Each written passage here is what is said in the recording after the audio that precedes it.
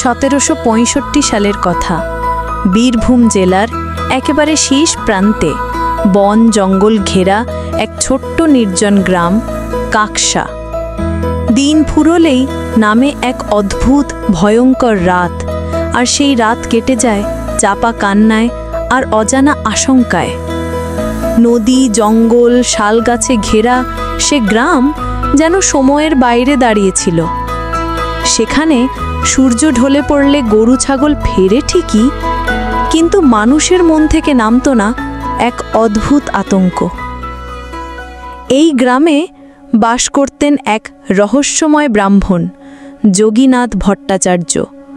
বয়স 50 ছুঁই ছুঁই, গায়ের রং কুচকুচে কালো, লম্বাটে মুখে গাঢ় ঘন দাড়ি, কপালে বড় করে আঁকা ছিল গাঁদার চন্দনের তিলক, আর তার চোখ দুটো সেগুলো যেন অন্ধকার রাতেও জ্বলে ওঠে। এমনই একরোখা গম্ভীর চাহনি ছিল তার যে কোনো মানুষ তার চোখে চোখ রাখতে সাহস পেত না। গ্রামের মানুষ তাকে শ্রদ্ধা করত, কিন্তু সেই শ্রদ্ধার মধ্যে একটা গা শিউরে ওঠা ভয়ও মিশে থাকত। কেউ তার সামনে বেশি কথা বলতো না। ব্রাহ্মণ হলেও তিনি কোনো পূজাপাঠ করতেন না কারো জন্য। একা থাকতেন গ্রামের শেষ প্রান্তের একটা পোড়ো বাড়িতে। সেই বাড়িতে যাওয়ার সাহস ছিল না কারো, কিন্তু যোগীনাথ ওই পোড়ো বাড়িকে আশ্রম বানিয়ে ফেলেছিলেন। ধূপের গন্ধে, পুরাতন সংস্কৃত পুঁথিতে আর নিঃসঙ্গ নির্জনতায় মোড়া এক জগতে। যোগীনাথ কোনো সাধারণ ব্রাহ্মণ নন, তিনি ত্রিকাল জ্ঞানী, 3 কালের খবর রাখেন। তিনি গভীর রাতে তন্ত্র সাধনায় বসতেন। গ্রামের পেছনের গহীন শিমুল বনের ভিতর শ্মশান কুণ্ডতে। গ্রামের মানুষ তাকে ভয় পেত। বলা হতো তার তৃতীয় নয়ন আছে, চোখ নয়, এক অভিশপ্ত দৃষ্টি, যেটা দিয়ে তিনি মানুষের ভবিষ্যৎ, অতীত, এমনকি পাপ গুণ সব দেখতে পান। কেউ বলতো উনি তন্ত্র সাধনা করেন, কেউ বলতো শ্মশান থেকে ফেরার সময় ওনার শরীরে ঢুকে পড়েছে কিছু।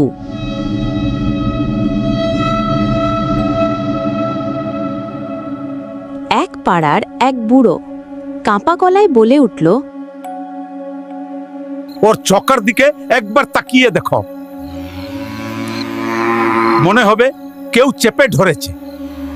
কেউ চাইলেও তার কাছে সহজে যেত না, কিন্তু বিপদে পড়লে উপায় ছিল না।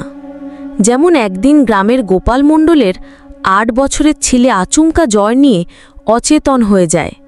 সব ওঝা কবিরাজ ফেল। শেষে নিরুপায় হয়ে মেয়ের মা ছুটে যায় যোগীনাথের দরজায়। দরজা খুলেই যিনি চোখ মেলে তাকালেন, দেখে গায়ের সমস্ত লোম খাড়া হয়ে গেল মহিলার। তিনি কাঁদতে কাঁদতে বলেন, আমার ছেলে মরছে ঠাকুর, আপনি একবার দেখে দিন। যোগীনাথ চোখ বন্ধ করে বললেন,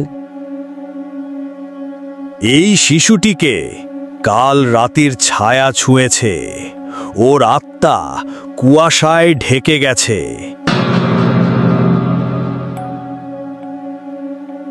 এরপর তিনি একটা ধূপ জ্বালিয়ে মন্ত্র জপ করতে শুরু করলেন।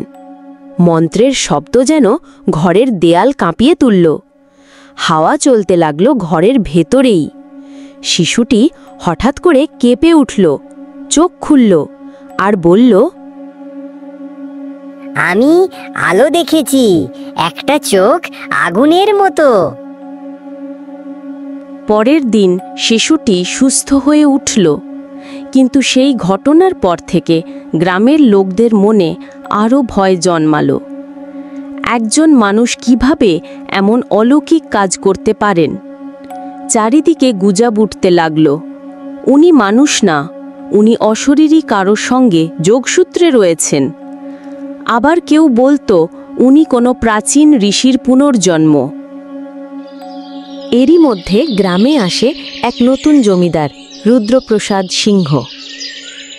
বয়স কম, কলকাতার ইংরেজি শিক্ষায় শিক্ষিত, কুসংস্কারে বিশ্বাস নেই। তিনি শুনলেন গ্রামের লোকজন এক ব্রাহ্মণকে অর্ধ ঈশ্বরের মতো ভয় পাচ্ছে। হাসলেন আর বললেন, ভণ্ডতান্ত্রিক, আমি নিজের চোখে দেখব ওকে। একদিন ঠিক দুপুরবেলা গ্রামের মাঝখানে দাঁড়িয়ে রুদ্রপ্রসাদ জোরে চেঁচিয়ে ওঠেন, ও যোগীনাথ, মানুষকে ভয় দেখিয়ে বীর বনে গেছো? খুব নাম কুড়াচ্ছ বুঝি? চলো তবে এবার আমার সাথে লড়ে দেখাও। তোমার ওই তৃতীয় নয়ন যদি সত্যিই থাকে, এক্ষুনি আমাকে দেখাও। চারপাশে হু হু করে লোক জড়ো হয়ে গেল। সবাই নিঃশ্বাস বন্ধ করে চেয়ে রইল কি হয় এবার। যোগীনাথ একটাও কথা বললেন না, চোখ বন্ধ করে নিঃশব্দে বসে রইলেন। হঠাৎ খুব ধীরে চোখ দুটো মেলে ধরলেন। কপালের মাঝখানের বড় তিলকটা যেন নিজে থেকেই ফেটে গেল, খুলে গেল একটা অদৃশ্য দরজা। আর ঠিক তখনই রুদ্রপ্রসাদ হঠাৎ একটা ভয়ঙ্কর চিৎকার করে উঠল। সে ছিটকে মাটিতে পড়ে গেল। শরীরটা কাঁপতে লাগলো অবিরাম। কাঁপতে কাঁপতে বলতে লাগলো, আমি দেখেছি, আগুন দেখেছি, মৃত্যু দেখেছি, আমার শেষ দেখেছি। তারপর থেকে রুদ্রপ্রসাদের মুখে যেন তালা পড়ে গেল।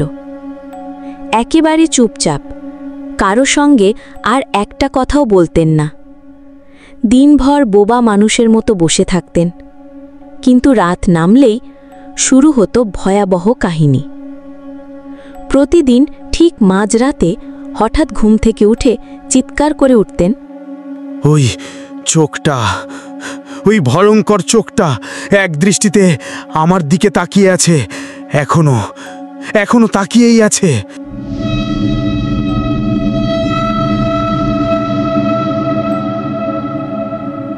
এই ঘটনার পর থেকে যোগীনাথের চারপাশে তৈরি হলো এক রহস্যময় বলয়।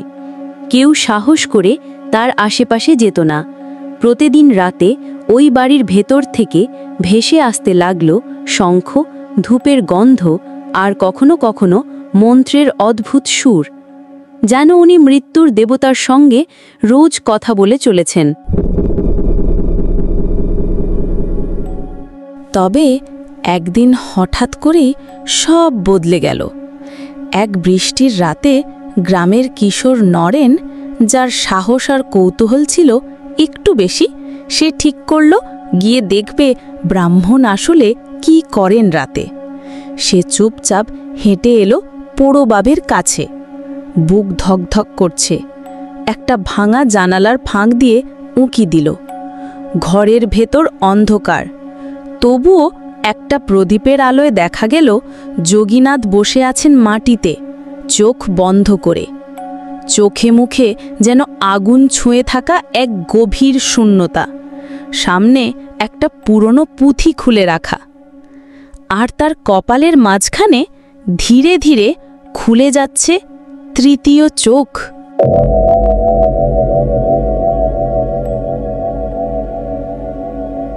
না, ওটা কোনো সাধারণ চোখ না, ওটা যেন এক ঘূর্ণায়মান অন্ধকার আগুন, যার দিকে তাকানো মানে বুকের ভেতর চাপ পড়ে, নিঃশ্বাস বন্ধ হয়ে আসে।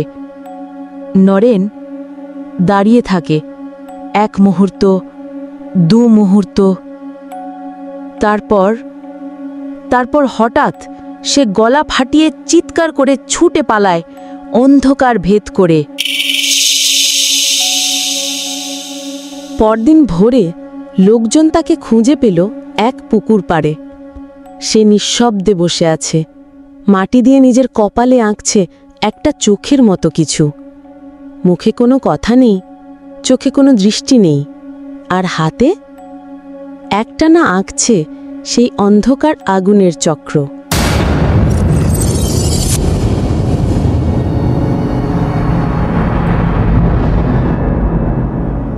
প্রায় 3 বছর কেটে গেছে। হঠাৎ এক সকালে গ্রামের এক লোক কি জানি কিসের টান, না বলা কৌতূহলে চুপি চুপি এসে দাঁড়ালো সেই পোড়োবাড়ির সামনে। বাতাসটা থমথমে, যেন কিছু একটা ঘটার অপেক্ষায়। দেখে দরজা হাট করে খোলা, ঘরের ভেতরে নিঃশব্দ, না কোনো মন্ত্রপাঠ, না কোনো ধূপের গন্ধ, কিচ্ছু নেই। পুরো বাড়িটা একেবারে ফাঁকা। যেখানে একসময় পুঁথির পাতা উল্টে যেত বাতাসে, এখন সেখানে ছাই ছাই গন্ধ। সব পুঁথি পুড়ে গিয়েছে, যেন কেউ ইচ্ছা করেই সব মুছে দিয়েছে। কিন্তু দরজার ঠিক সামনে ভেজা কাদামাটির ওপর আঁকা একটা বিশাল চোখ। একটা না, দুটো না, ওটা ছিল তৃতীয় নয়ন। চোখটা যেন তাকিয়ে আছে এখনো, যেন কোনো প্রাণীকে গিলে নেওয়ার জন্য প্রস্তুত। আর যোগীনাথ ভট্টাচার্য, সেই দিনের পর তিনি আর কোনো দিন কারোর চোখে পড়েননি। কেউ জানে না তিনি বেঁচে আছেন কি না, নাকি কোনো চক্রে বিলীন হয়ে গেছেন চিরতরে। কেউ বলে উনি নিজেই এই জগৎ ছেড়ে চলে গেছেন নিজের ইচ্ছেতে, চুপচাপ। আবার কেউ বলে কোনো অতিপ্রাকৃত শক্তি এসে তাকে টেনে নিয়ে গেছে অজানা এক জগতে। কেউ কেউ এখনো বিশ্বাস করে তিনি হারিয়ে যাননি, আছেন এই গ্রামের আশেপাশেই, কোনো এক ঘন জঙ্গলের অন্ধকারে, অন্য কোনো রূপে। জঙ্গলের ভেতর আজও ভেসে আসে সেই মন্ত্রপাঠের আওয়াজ, বাতাসে টের পাওয়া যায় সেই ধূপের গন্ধ, আর যেন কারা কোথা থেকে তাকিয়ে আছে তৃতীয় নয়নের দৃষ্টিতে। এই কাকসা গ্রামের ইতিহাসে নাম নেই যোগীনাথের, কোনো শিলালিপিতে তার অস্তিত্ব নেই। কিন্তু লোকের মুখে শোনা সেই আগুন জ্বলা চোখের কাহিনী, সেই গল্প শুধুই গল্প নয়, সে এক অভিশাপ যা সময়কে ডিঙ্গিয়ে আজও জেগে আছে। কারণ সত্যিকারের ভয় দেখা যায় না, সেটা কেবল অনুভব করা যায়। কেউ এক দৃষ্টি তাকিয়ে আছে, কপালের মাঝখান ফুঁড়ে চোখটা সোজা ভিতরে ঢুকে যাচ্ছে নিঃশব্দে।